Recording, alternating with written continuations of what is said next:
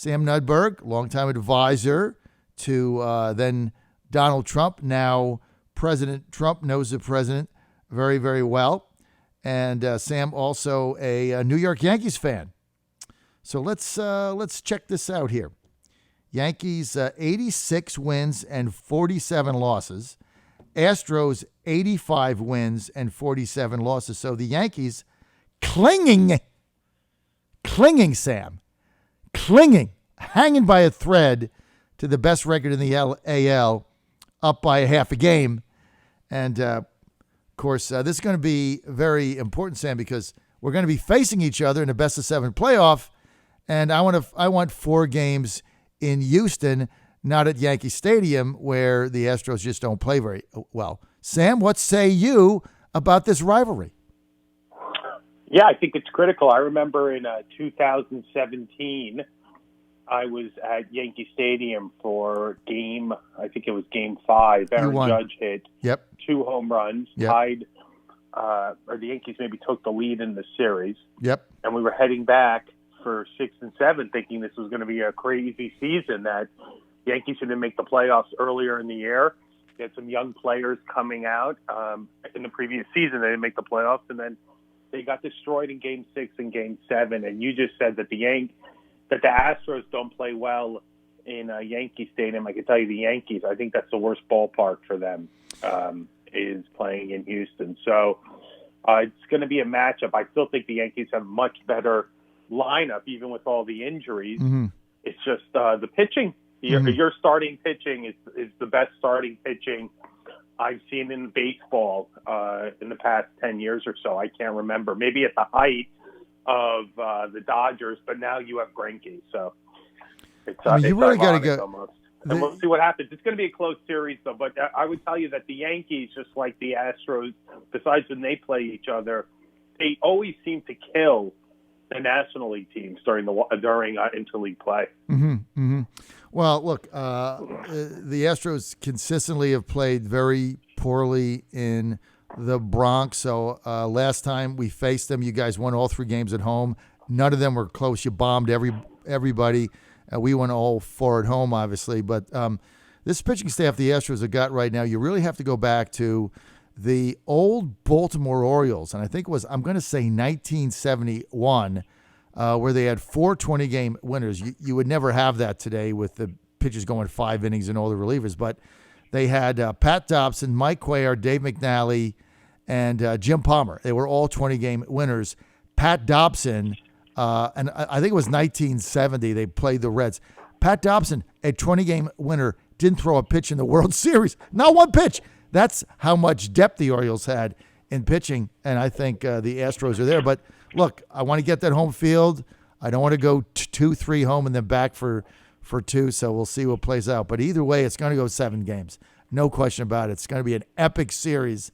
And, of course, we're saying that now. You know, if somebody gets beaten the first round, that's all over. Right. So for all we know, one of the teams loses in the first round. Yeah. So, Yankees have to hit. That's the difference between the Yankees and the Astros, but they've proven it all year they can hit. No, they can hit. All right, Sam, before we get to politics, I want to know, how's your dog Winston doing?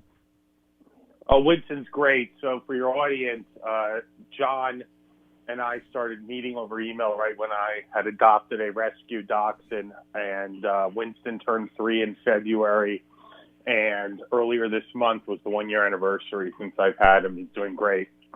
They're very difficult, though, dachshunds, I have to tell you. Why? People in your audience will know this. Big personalities, hound dogs, they have, they're not subservient dogs. So they are, they're characters, real personalities in them. And luckily, though, everything's working out. I mean, you know, it's a great thing about a rescue when you get a rescue animal that, you know, they would probably be dead if you didn't have them, right? So it makes you feel good every day you have them. Where does he sleep? Oh, with me at night. That's what I thought. All right. Sam, so let's get to politics here. Yeah. And let's get to there was one of the reasons that I wanted to have you on is there was a story, I think it was in the New York Times the other day, saying that some people in the Trump orbit were looking at outing left-wing journalists that masquerade as journalists and are really propagandists, exposing, nothing personal, just exposing their past tweets, past Instagram or Facebook posts that were anti-Semitic or racial or inflammatory, and kind of like, let's just hold everybody accountable like they do with the Trump people. Any truth at all to that? Well, let's back up. What you had last week was the president rightly said that he is the most pro-Israel president ever, and as he's prone to do, he went a little overboard with the rhetoric, and he said Jews would be disloyal if they vote Democrat. And what he's alluding to, as you've discussed, is this squad, these four anti-American and anti-Israel, anti-American congresswomen who are, the real face of the Democrat Party, and certainly Nancy Pelosi's bosses. And at the same time, you had a profile done of Stephanie Grisham, which I found absolutely disgusting, as it talked about her own personal life and made innuendos about her having two children at different ages. I mean, God bless the woman if she's able to do that, right? Mm-hmm. And so the New York Times writes an editorial, nobody signs it, saying Donald Trump's an anti-Semite. Well, fine.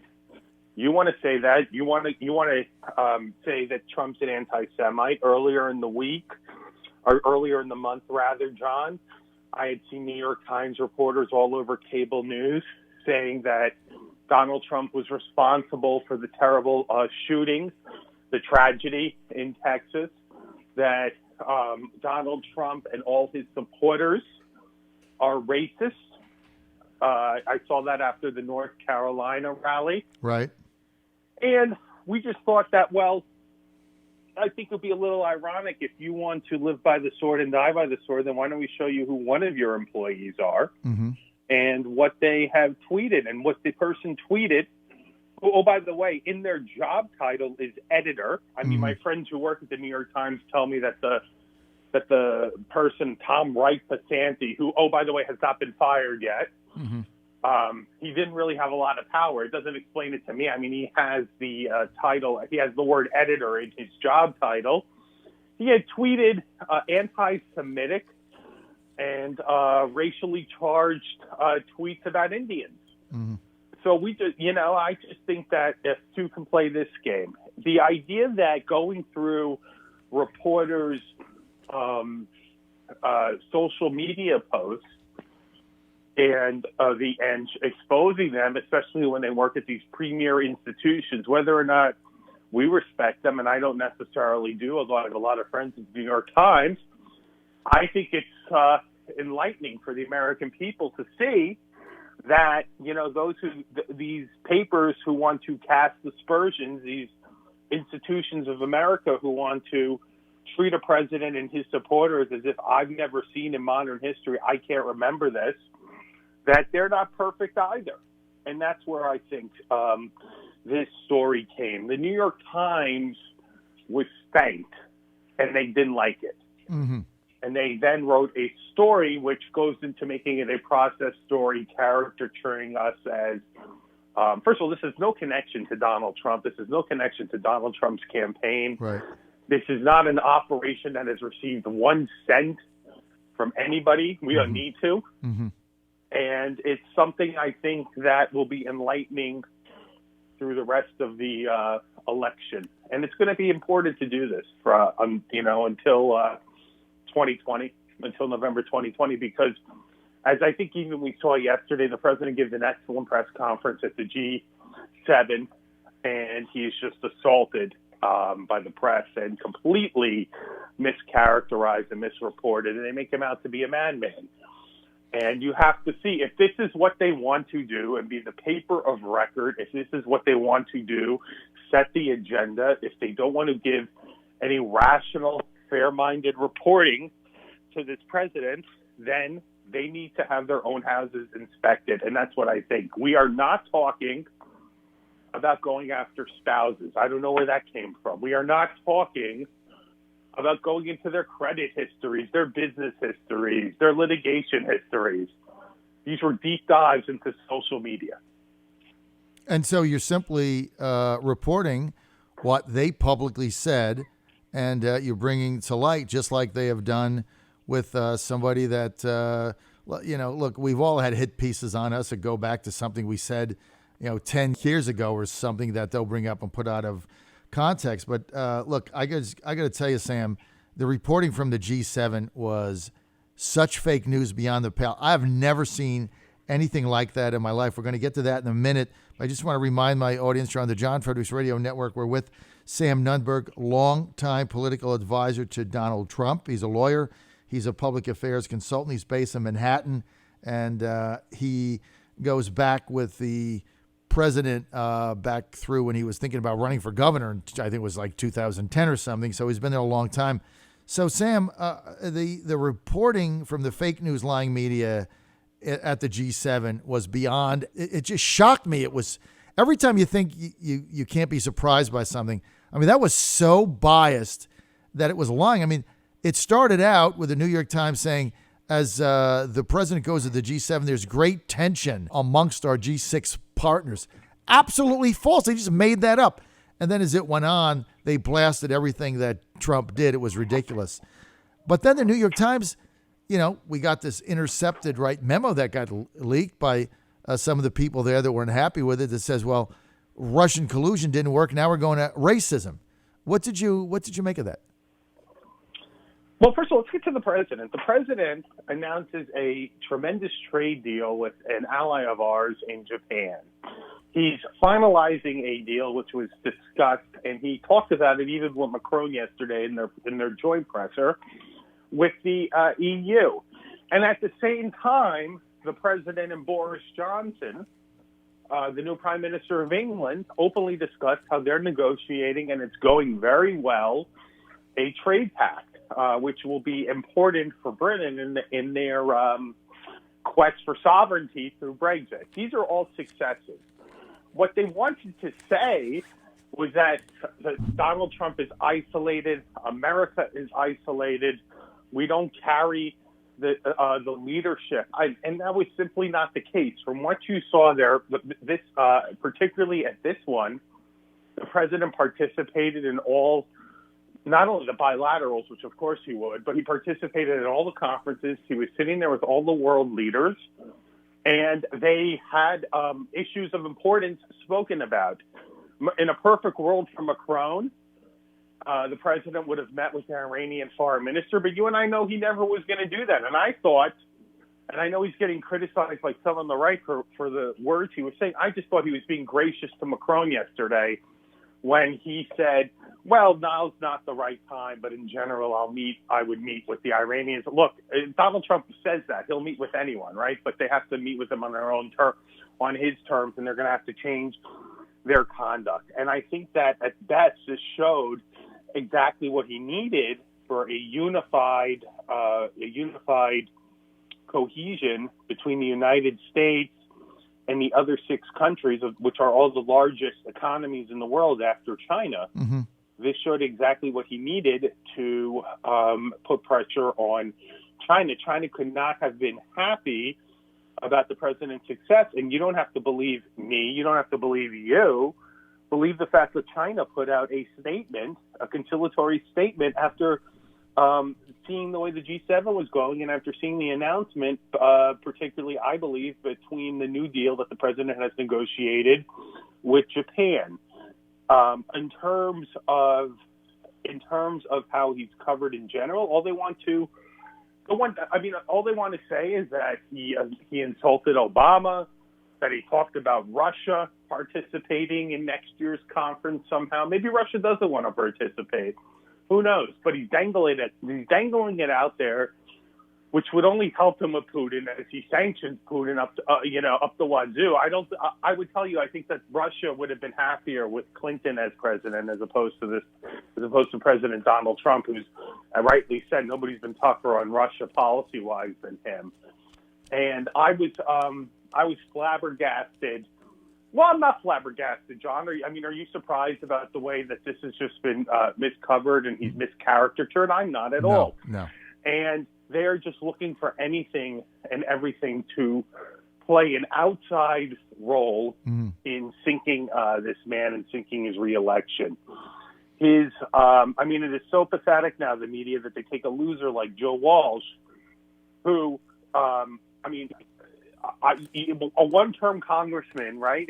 I was cracking up, John. I saw on your Twitter last week how you knocked him off your radio station. This wasn't a guy who, let's say John Fredericks decided to run against Donald Trump. That's a story. Who cares what Joe Walsh is doing, right?